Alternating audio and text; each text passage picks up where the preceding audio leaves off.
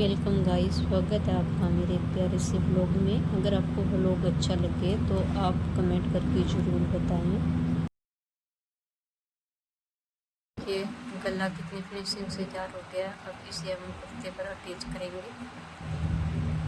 कुर्ते की सीधी साइड रख के और गले की उल्टी साइड इसके ऊपर रख के और अब एक पैर का मार्जिन छोड़ते हुए अब सिलाई लगाएंगे। देखिए इस प्रकार से।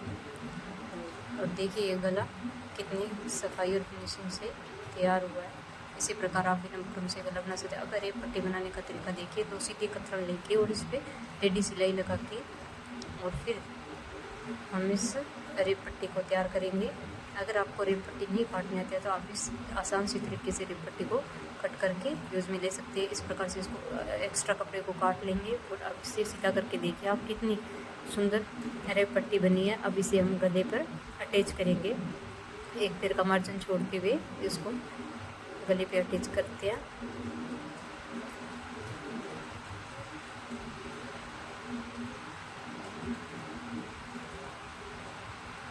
अब हम इसमें छोटे छोटे कट लगाएंगे जिससे कि गले को फोल्ड करने से इसमें फिनिशिंग बहुत ही अच्छी।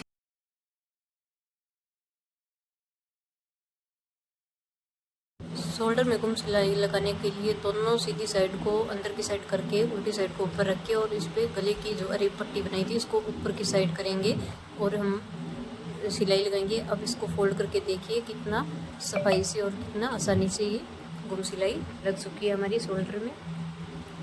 इसी प्रकार से आप इसमें तरपाई भी कर सकते हैं।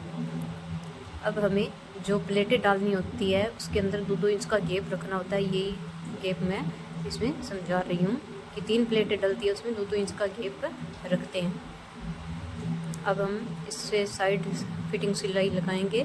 अब हमें यहाँ क्या करना है, जेब लगाना है और हम इसे वापस यहाँ से मोड़ लेंगे और बीच में जो गैप रखेंगे वो 6 इंच का गैप रखेंगे जिसके अंदर हमें पॉकेट या जेब अटैच करनी है। और अब नीचे कमर की साइड हमें 1 इंच सिलाई लगानी है और इस सिलाई को अच्छे से पक्का कर लेना है ताकि ये निकले ना। अब यहाँ हमें दूसरी सिलाई फिटिंग की लगा लेनी है। दूसरी साइड से आप चाहो तो जेब को एक साइड सिलाई लगा कर भी लगा सकते हो और दोनों साइड की सिलाई लगा कर भी लगा सकते हो। जो तरीका आपको आसान लगे उसी तरीके से आप लगा सकते हो। मैंने यहाँ दोनों साइड फिटिंग के टांके लगाकर फिर जेब लगाई है। तो अब देखिए मैं इस कुर्ती को फोल्ड कर रही हूँ, चारों ओर से फोल्ड करके और फिर हम इस पर जेब अटैच करेंगे, पॉकेट अटैच करेंगे।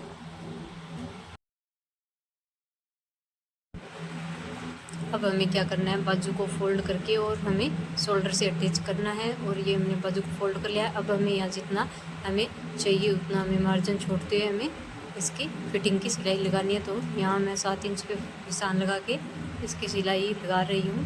तो आप इस प्रकार से सिलाई लगाकर और फिर आसानी से शोल्डर से अटैच कर सकते हैं। ये देखिए ये बाजू तैयार हो चुकी है। अब बाजू का जोड़ और जो फिटिंग का जोड़ था उसको मिलाते हुए हमें यहाँ से सिलाई लगानी है।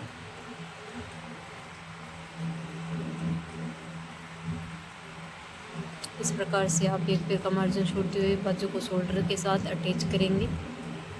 अब आप आगे देखिएगा ये कितनी फिनिशिंग से अटैच हो चुकी है। इस प्रकार आप भी आसानी से अटैच कर सकते हैं। ये सबसे आसान तरीका है बाजू अटैच करने का। अब हमें जेब के लिए कॉर्नर तैयार करना है। तो हमने यहाँ क्या किया है, इसको अच्छे से फोल्ड करके एक पैर का मार्जिन छोड़ते हुए इसे तैयार करना है। ये देखिए हमने तैयार कर लिया है। अब हम इसमें जेब अटैच करेंगे यानी पॉकेट अटैच करेंगे। ये मैं पॉकेट की कटिंग कर रही हूँ। तो हमने 8 इंच लंबाई कपड़ा लिया है और ऊपर से हमें क्या करना है, ये 6.5 इंच तैयार रखनी है। तो हम निशान लगा रहे हैं इस पर। तो अब हम इसकी कटिंग करेंगे। यहाँ ऊपर से हमें 7 इंच रखना है या 6.5 रख सकते हो। तो ये कटिंग कर रही हूँ मैं यहाँ।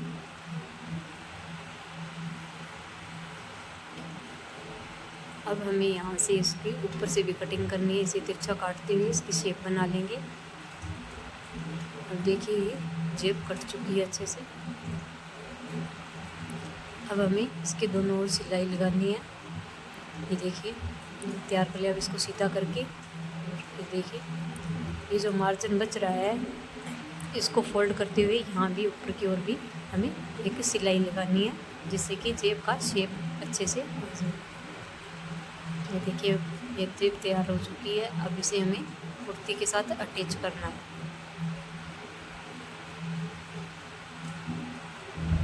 एकदम बीच का पार्ट लेके हम इसे निशान लगा के और बीच के पार्ट को एकदम उस कमर के निशान के ऊपर रखेंगे और एक सिलाई या चाहो तो आप 2 सिलाई भी लगा सकते हो ताकि ये अच्छे से की हो जाए और यहाँ से सिलाई उखड़ने का डर न रहे। अब ये लग चुकी है नीचे की सिलाई। अब हम इसे जो पहले हमने जेब तैयार करने की सिलाई लगाई थी फिर से सिलाई लगाएंगे कुर्ती को साथ में अटैच करते हुए। इस प्रकार से एक पैर का मार्जिन भी छोड़ सकते हो या पहले की जो सिलाई लगा रखी है उसी के ऊपर लगा के ये देखो जेब तैयार हो चुकी है। कितनी फिनिशिंग के साथ अच्छे से जेब तैयार हुई है।